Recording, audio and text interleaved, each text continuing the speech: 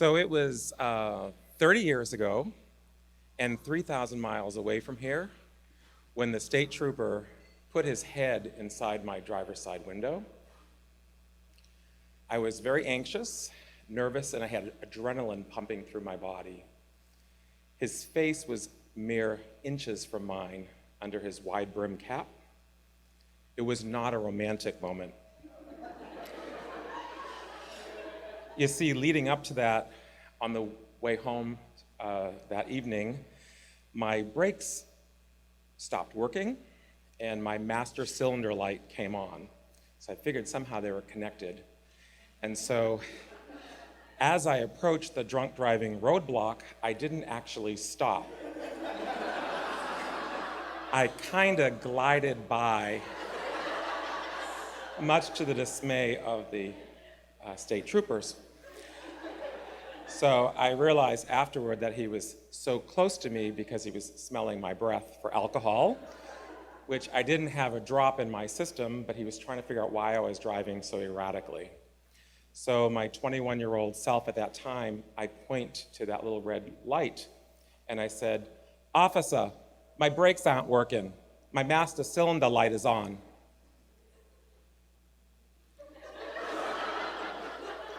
So he said, "Okay, well, be careful and get home safely. Just get it fixed." So now I'm driving home, really nervous. I make it back to the dorm, and thankfully I didn't kill myself or anybody else. And I called my father, because it was actually his car. My father lives several hours away. So I called my father for fatherly advice, and my father shared with me what any rational father would share. He said to me, "Do me a favor. Call my friend Tony in Springfield. He'll take care of you." I don't know Tony in Springfield, and tell him you're Frankie's son. He owes me a favor. Here's his number. So I called Tony, and he said, sure, he'll come out and pick up my car. He asked where it was. I explained where it was on campus and told me to leave the keys under the seat of the car.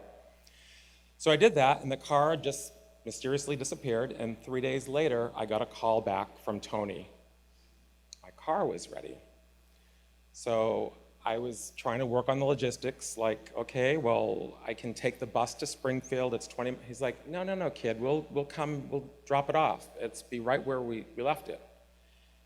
And I was like, that's not possible. It's a really big campus, and there's no assigned parking, and it's just, he said the car would be in the same exact spot where he picked it up from, and to stop worrying about it. So, okay. I go to bed, I look out the window, and there was a yellow bug where my car was. The next morning, I wake up, sun's coming through the window, I open the blinds, and there is my father's bright green 1978 Ford Thunderbird where that yellow bug was parked. It just mysteriously appeared there. I'm like, who needs AAA? I mean, this is like concierge service. I looked around, I didn't see that yellow bug anywhere, but my car was right there. And so it was just very odd. But I was a good student, and a few months later, my parents got an invitation to come to campus. It was Dean's List weekend, because I'm such a genius, I made the Dean's List. So my working class parents from Boston are coming to the college town, and I learned that we're gonna go now and visit Tony, the infamous Tony who I never met. So we drive there to Springfield, and I learned that Tony was quite the entrepreneur. He owned several businesses, liquor stores, he had state contracts for snow removal, paving. Never once mentioned that he repaired cars. I thought that was odd. I also learned that Tony was a silent partner in an Italian restaurant. And I had no idea what a silent partner was when I was 21. I figured he's really a chatty guy, silent partner, it's just not adding up. So there we go to Tony's restaurant. Tony and his wife in the car, my parents and my dad's light blue Cadillac, and I'm in the back seat. We drive to the Italian restaurant, except it doesn't look like an Italian restaurant. It's all brick and there's no windows.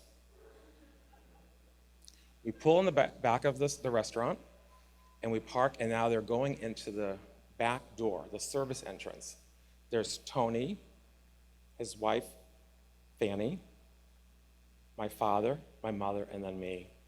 And all of a sudden, it was this really awkward moment where something came through my body, and I'm like, oh my goodness. And I just blurted out, what is this, the mafia entrance?